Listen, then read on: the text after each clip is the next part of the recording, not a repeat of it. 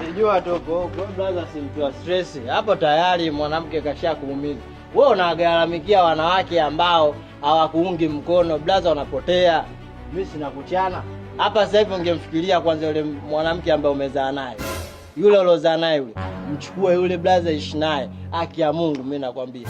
Mungu anakunyoshia mkono. Unapata baraka. Huwezi jua kule alipo kule ananungunika nini. Huyo mtoto wako brother. Mimi nakushauri. Kwa hivyo mimi nimefukuzwa nyumbani.